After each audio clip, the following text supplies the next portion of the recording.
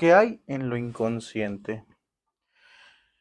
Ya hemos hablado de lo que es lo inconsciente, ya hemos hablado de cómo funciona lo inconsciente. Ahora es tiempo de pensar qué es lo que hay dentro de lo inconsciente. Y para empezar, podemos decir que referirnos a lo que hay dentro es un intento de explicación técnico para poder ubicar eso que nos dota de la facultad de desear.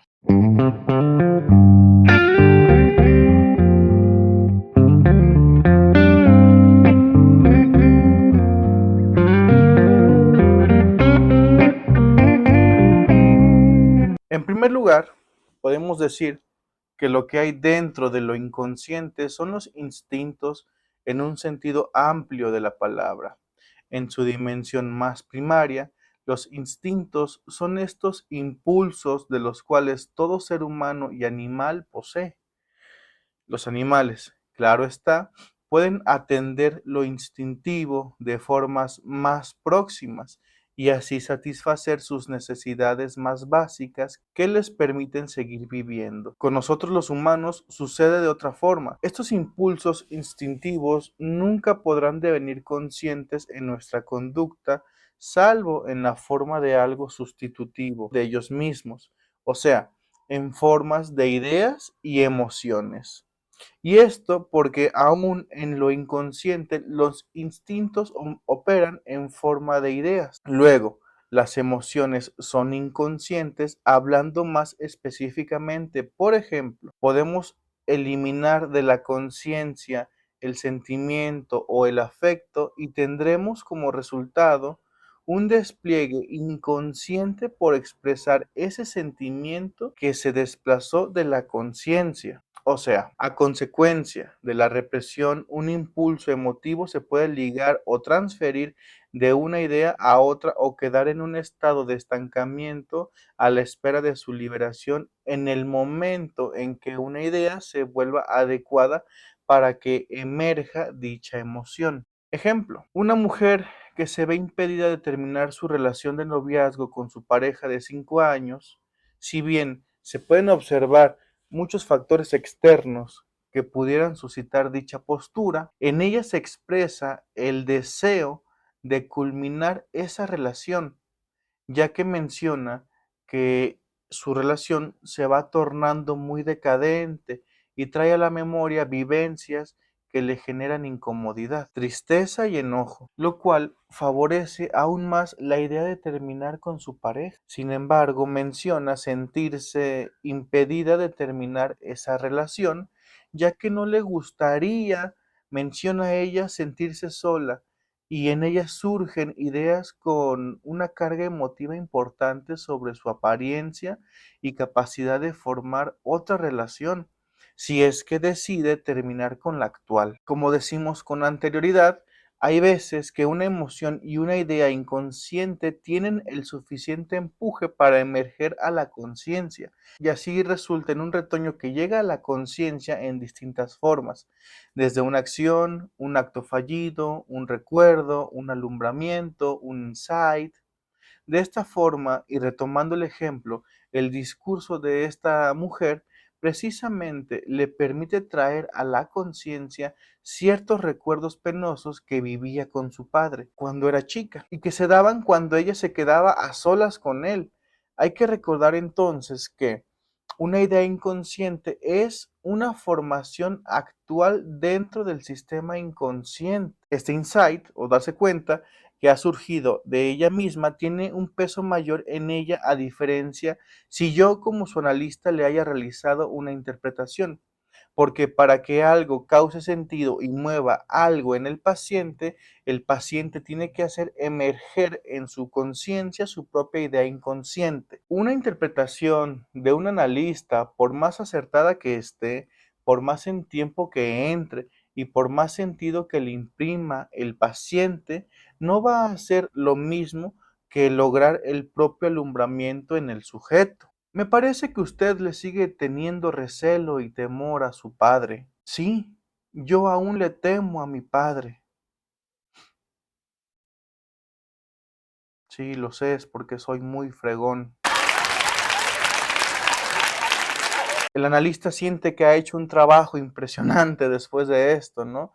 Y aunque sí es un trabajo muy arduo porque llegar a anudar discursos y entretejerlos en la línea del tiempo, a la vez que se está atento de todos los mecanismos defensivos que suscitan ciertos rasgos estructurales en diversas etapas de la vida, y además hay que ir comprendiendo los deseos que motivaban al sujeto en cada etapa de su vida para ir descubriendo cuáles fueron esos eventos que pudieran resultar traumáticos por lo difícil de su procesamiento y anudarles al malestar actual sintomatológico del sujeto. Bueno, eso no es todo el trabajo que se tiene que hacer, porque una vez que el paciente sea sujeto de análisis, o sea, pueda ser partícipe de su propio síntoma, se tiene que propiciar elementos discursivos de sostén que puedan resultar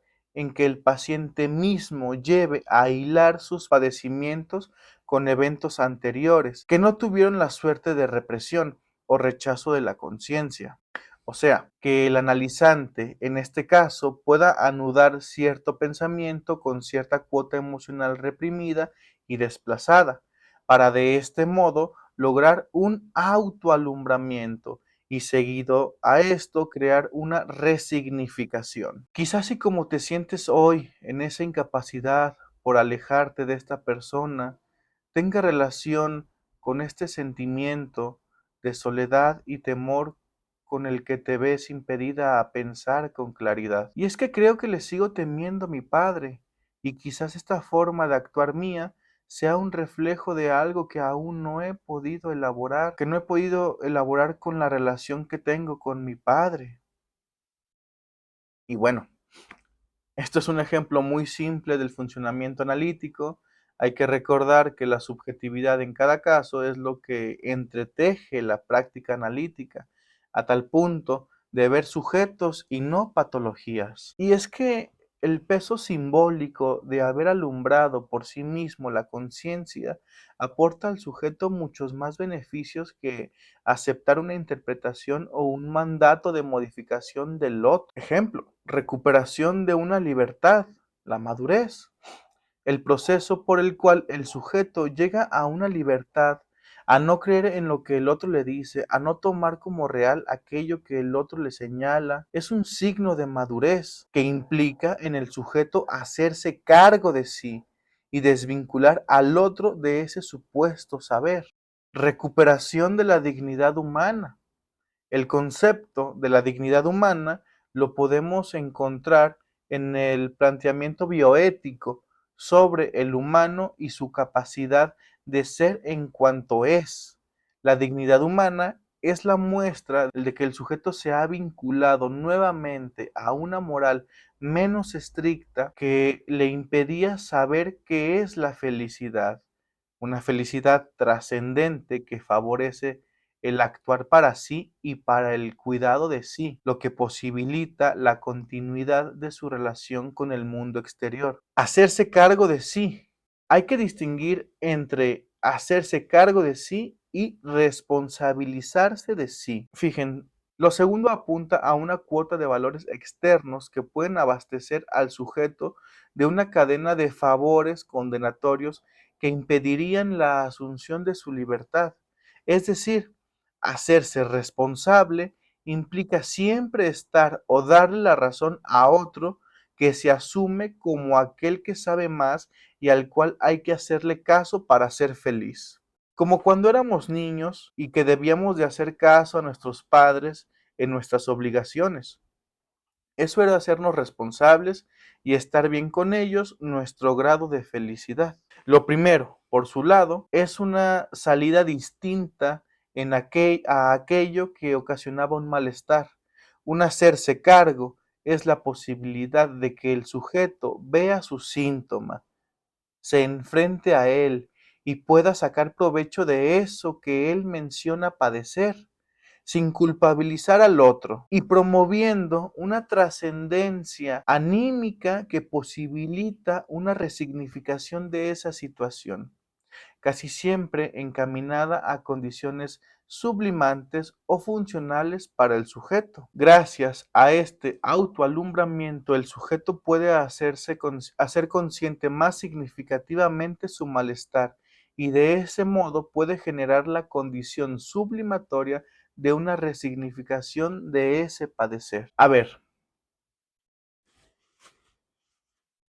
pero ¿cómo podemos ejemplificar todo esto de las ideas que se adhieren a emociones, que se reprimen y se repelen de la conciencia para adherirse a objetos, al cuerpo o a las ideas propiamente? Bueno, demos el ejemplo de una histeria de angustia que trata Freud. Un niño trata de expresar un impulso amoroso a su padre. El padre rechaza esta muestra de afecto, lo que resulta en un evento penoso para el niño. El impulso es reprimido. La idea de dar amor al padre se rechaza hacia lo inconsciente. La emoción de este evento se despliega como una ansiedad donde no hay objeto y tal emoción es inadmisible para lo preconsciente por las implicaciones morales de este evento. La emoción, para no quedar en la nada, se adhiere a una idea sustitutiva, idea que está conectada con la idea que fue rechazada y que estaba ligada por asociación, idea también que escapó a la represión a causa de su distanciamiento con respecto a esa idea. Miren, se los voy a poner en un gráfico aquí. Bien, para entender esto, hay que pensar que en lo inconsciente lo que hay son ideas que están por todos lados y que muchas de ellas se encuentran ligadas por asociaciones. Por eso, de cierta forma, los sueños funcionan más o menos así, por condensación de estímulos que hallamos en el exterior. En lo inconsciente se ligan imágenes por asociación, ¿sí? Ahora, entendamos un poco cómo funciona esto. Miren, vamos a representar entonces las dos figuras, las del niño y las del padre, en este ejemplo. Y para fines prácticos solamente vamos a tomar la del niño, ¿sí? Lo vamos a dividir así. Decimos entonces que lo que hay en lo inconsciente son imágenes, ¿sí? O huellas mnémicas, como Freud las llama. Y que todas estas están vinculadas entre sí por asociaciones, ¿no? Es decir, cada una, cada imagen se liga a otra para poder generar un discurso en nosotros, ¿no? Entonces, cada imagen tiene una representación en sí misma, en lo inconsciente. En este caso, en el caso que estamos analizando, lo que sucede es que el niño trata de expresar un impulso amoroso hacia su padre, ¿sí? Un impulso amoroso que puede ser una idea de esta, ¿no? Sale a lo consciente y se dispara hacia su padre. El padre rechaza esta muestra de afecto, lo que resulta en un evento penoso para el niño, ¿sí? El padre aquí rechaza la muestra de afecto o la idea de amor que el niño tenía. Esto, ¿sí? Este impulso que aquí sucede deviene reprimido, o sea, es echado de la conciencia y devuelto hacia lo inconsciente. La idea de dar amor al Padre se rechaza entonces hacia lo inconsciente. Esto que está aquí es la idea de dar amor al Padre que fue rechazada hacia lo inconsciente. La emoción de este evento se despliega como una ansiedad donde no hay objeto, ¿sí? La idea de dar amor al Padre se despliega, es una emoción que se despliega eh, y se genera una ansiedad porque no fue completa, entonces no hay un objeto también al cual dirigir esto que no se aceptó en un inicio. Tal emoción que se ha presentado es inadmisible para lo preconsciente. Aquí hay un rechazo, quiere salir de vuelta, pero es inadmisible por las implicaciones de lo preconsciente, ¿no? Todo esto de lo moral y que busca salvaguardar la protección del sujeto. Em, La emoción, para no quedar en la nada, se adhiere a una idea sustitutiva, es decir, como ve que aquí no puede pasar, entonces se devuelve y se adhiere a otra idea, lo que se llama idea sustitutiva. Esta idea sustitutiva, ¿sí?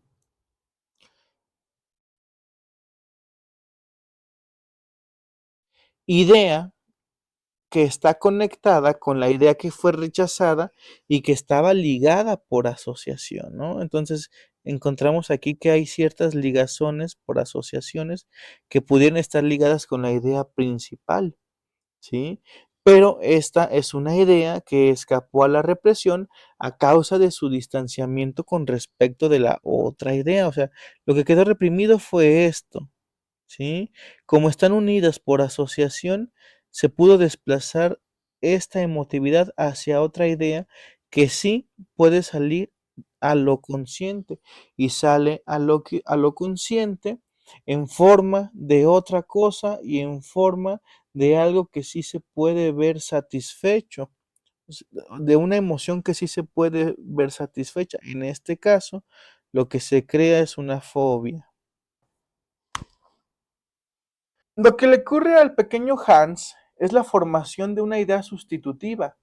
La idea de temerle a un caballo cumple una doble función, que si no conocen el caso del pequeño Hans, díganme y aquí con gusto lo analizamos. Bien, la doble función que cumple se puede entender del siguiente modo.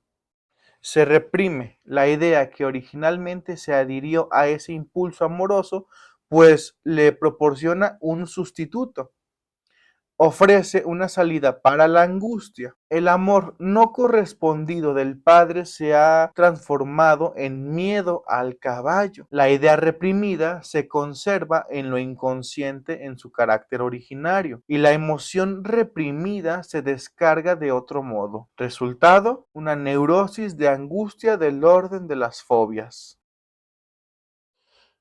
La doble función que cumple se puede entender del siguiente modo, ¿sí? Lo que suscitó aquí y que se generó acá es que reprime la idea que originalmente se adhirió a ese impulso amoroso, pues le proporciona un sustituto. O sea, esta idea queda reprimida, se desplaza para acá y se crea un sustituto de esta idea. Es decir, lo que se genera aquí como angustia sale de este modo, ¿sí? En forma de ganancia secundaria. El amor al padre se ha transformado en miedo a un caballo. Este podemos decir que era el amor al padre y lo que hay acá es temor a un caballo. La idea reprimida se conserva en lo inconsciente en su carácter originario, es decir, esta idea de aquí se conserva intacta. La emoción reprimida se descarga de otro modo.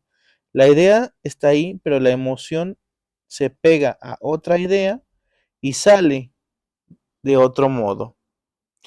Ahora sí, dando como resultado una neurosis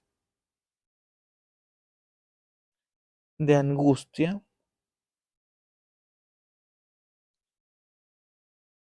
o sea, una fobia.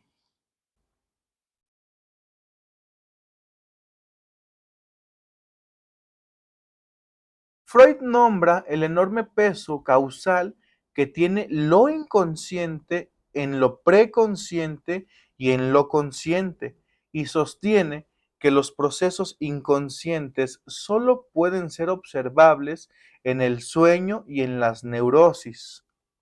En los sueños, puesto que reunimos estados de cosas que son incompatibles entre sí, emociones fuertes se adhieren a cualquier cosa, a veces la escenografía del mundo externo se destruye y se reemplaza por una construcción escenográfica de orden psíquico, o sea, lo que llegamos a soñar a veces son una mezcla de todas nuestras vivencias importantes y lo que pasamos durante nuestra vida diurna.